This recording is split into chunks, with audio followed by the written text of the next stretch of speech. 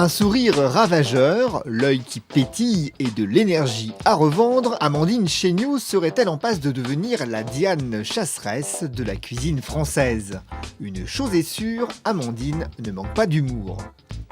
Son visage ne vous est pas inconnu, et pour cause. Alors qu'elle est à la tête des cuisines du Raphaël à Paris, Amandine Chéniaud intègre la Dream Team de MasterChef pour une saison. Sévère dans le rôle du juré, elle a gagné ses galons de grand chef dans les plus grandes cuisines et entraîne ses équipes avec bonne humeur. C'est vrai que l'image qui a été donnée, véhiculée par MasterChef, c'est aussi le statut de jury. Donc forcément, on est dans un rôle un peu de sanction, que ce soit en positif ou en négatif. On a cette stature à garder, ce qui n'est pas le cas dans la vraie vie, quoi. Ouais, je me prends pas trop au sérieux.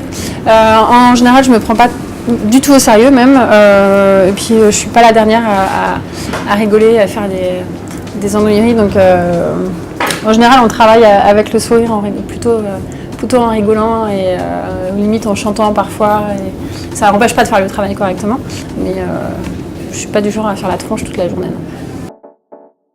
Le moins que l'on puisse dire, c'est que rien ne prédisposait la jeune femme à se mettre au fourneau.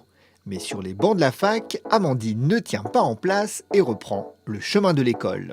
À l'origine, j'ai commencé des études de pharmacie. J'ai grandi dans un milieu scientifique, dans la vallée de Chevreuse, donc à côté du CNRS et de l'HEC, Supélec et tout ça. Et j'étais assez bonne élève, donc la tradition familiale et de cet environnement-là veut qu'on se dirige vers des études scientifiques, et c'est ce que j'ai commencé avant de me rendre compte que finalement ça ne me correspondait pas du tout. Donc voilà. Puis après c'est les hasards en fait en cours d'année, donc j'arrête la fac, je prends un petit boulot, il se trouve qu'on cherchait une serveuse dans une pizzeria, et là j'ai découvert la restauration, puis ça m'a donné envie de continuer dans cette voie-là. Donc effectivement, comme je suis quelqu'un d'assez pragmatique, pour faire tourner mon entreprise, je voulais être légitime et donc passer par une école de cuisine et avoir quelques années d'expérience pour pouvoir vraiment me sentir d'aplomb face à une équipe. Et donc j'ai fait Ferrandi, qui est une des meilleures écoles de Paris, si ce n'est la meilleure. Et ensuite j'ai commencé à travailler chez Prunier d'abord, ensuite le Plaza Athénée. Et voilà, après c'était parti, j'ai pris le virus et puis j'ai oublié l'histoire du salon de thé. Formée auprès des plus grands, Amandine Chéniaud, avec son style direct et vif, va droit à l'essentiel, sans renier l'héritage des chefs qui l'ont aidée à forger cette cuisine qu'elle définit comme franche, vive, actuelle et pointue. J'ai eu la chance de faire des belles rencontres, ouais, et puis je pense de pas trop les avoir déçus. Ce qui fait qu'après, vous savez, c'est un réseau, c'est un maillage.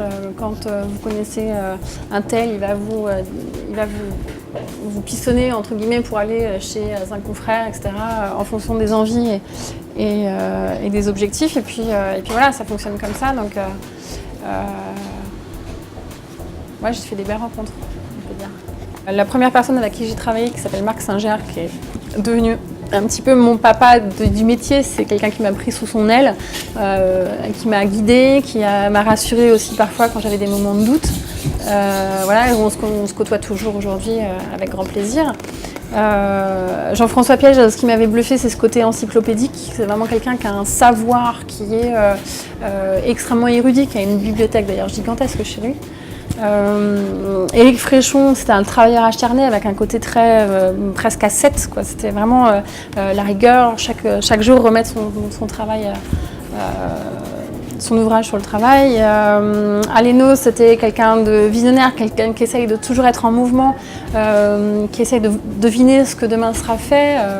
Voilà, ils ont tous des choses complètement différentes. Donc c'est difficile d'en citer qu'un seul.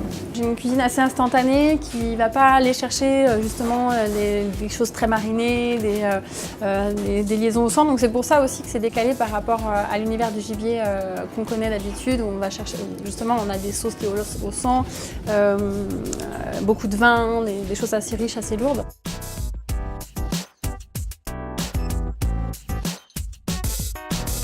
On vous l'a dit, Amandine Chéniaud est une chef très sérieuse qui ne se prend pas au sérieux.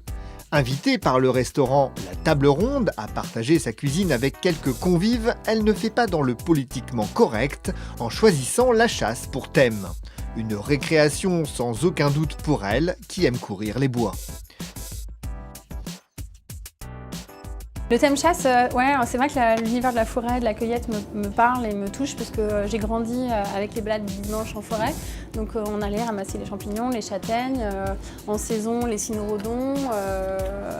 Vraiment, à chaque moment de l'année, il y avait des choses à ramasser, des petits trésors. Je viens pas d'une famille de chasseurs, parce qu'on est une famille finalement assez urbaine. Dans la famille, tout le monde est prof, donc on est vraiment très, très loin de cet univers-là. Je l'ai découvert il y a quelques années, à travers des amis. Et c'est vrai que depuis, c'est vraiment quelque chose qui me touche, je m'y sens bien. Le côté grand air, le côté aussi savoir respecter un animal qu'on a pu abattre. Voilà, c'est des choses qui sont très nobles, je trouve. Ce week-end, par exemple, j'ai fait l'expérience d'un canard qu'on vient juste d'abattre et qu'on a découpé et dégusté juste après l'avoir abattu, donc moins d'une heure après.